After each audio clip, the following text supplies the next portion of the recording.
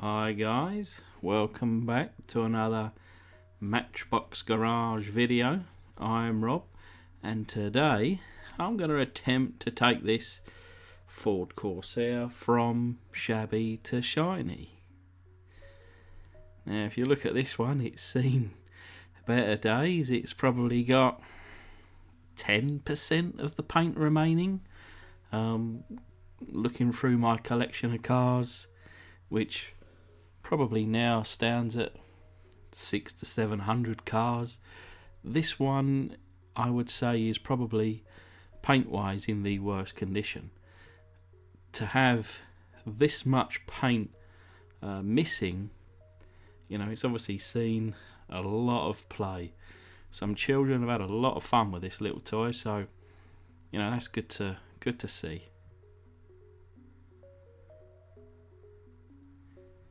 So we'll start by taking out the rivet, drilling down the centre of the post, removing the flange and tapping the hole.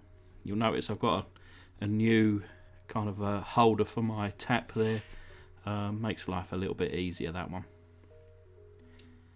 So I've already pre-drilled and pre-tapped, but it reads made in England by Lesney, Matchbox Series number 46 Ford Corsair. I didn't put the screws in, you know, of course they fit, but saving time I just left them out for now. So we'll have a look at the base here. Bit of corrosion on the bottom. Mud, it appears like old mud on the inside, but you know that'll come out. The suspension retainer there, and you can see again it looks like it's been through the mud, this one. Interior as well, very dirty. And I've got a couple of these cars. This one paint wise is the worst of the two, but this still had the tow hook in place, so this is the one that's, you know, getting the restoration today. Windscreen in good usable condition, very dirty, and I've just pre-drilled that also. Now considering there's only 10% of paint here, I felt that caustic soda is going to be a little bit aggressive, so tried to remove any remaining paint just with the steel wire brush there. But actually kind of paused that for a moment. Before I did, I just wanted to kind of colour match with that tiny little bit of paint remaining, and I used 2 millilitres of white with literally 1, 2, 3 drops of yellow.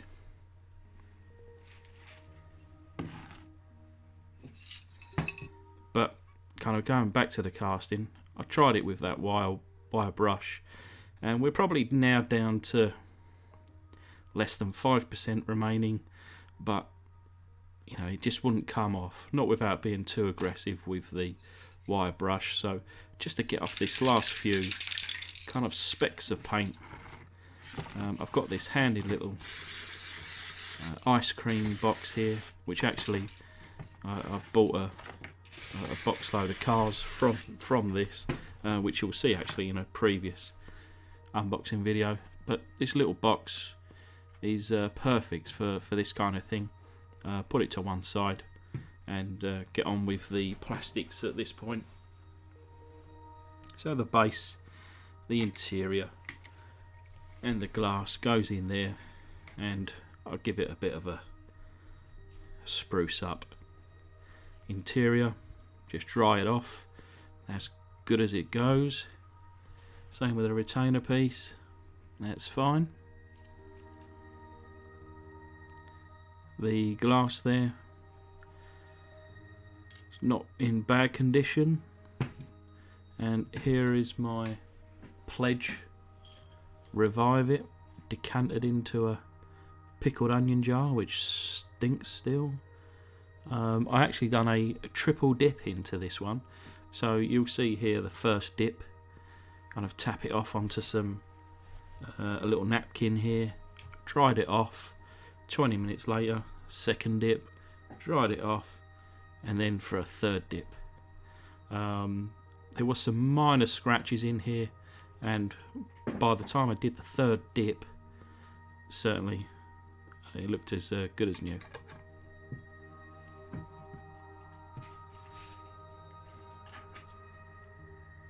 Now, turn my attention to this base. We're going to again use the steel brush just to polish it up. And there's the result. Pretty happy with that. It doesn't need to be perfect. I quite like to see some character remaining. But I move on to using this Citadel. You can see on the right there the wheel which I've applied it to compared to the left wheel. And then of course I've done all four wheels and put it to one side, as you can see in the background, off to dry. So now we've turned to the casting. Let's get a bit of primer on it. So we use our Tamiya fine surface primer. This is the white one. Generally start by painting the insides, then the bottoms, and then just work my way around the side of the casting and then onto the top. I just do one single kind of heavy coat, and I've not yet experienced any issues by doing this method. I love this stuff. It is fantastic.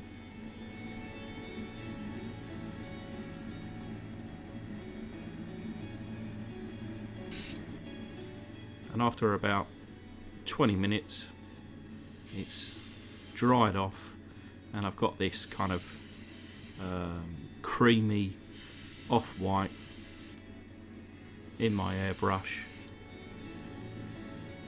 And perhaps on screen you can't really see where it's painting onto, but certainly in person, you know, there's quite a large difference.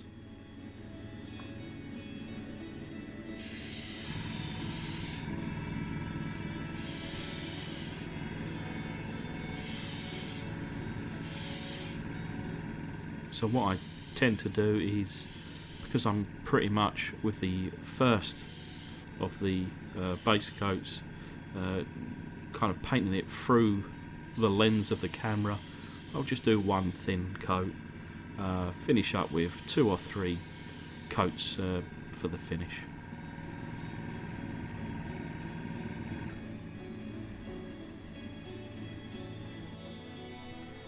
Now it's been a while, it's fully dry.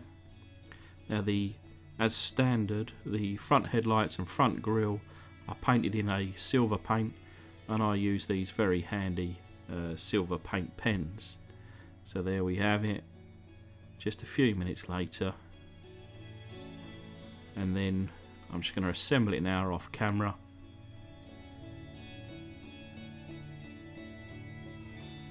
So this is a reminder of what we started with and the result. Pretty happy with this one. Nice and simple, quick and easy. It looks like it's brand new.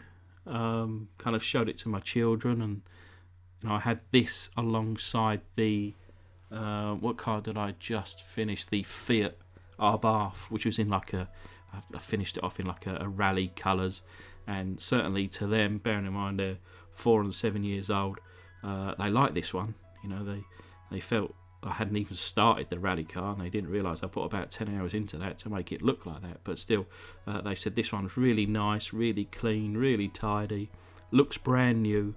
I don't even know when this one was built. Most likely in the 60s, so it's, you know, kind of 50, 60 years old. But yeah, happy with this, and it's now in my glass cabinet.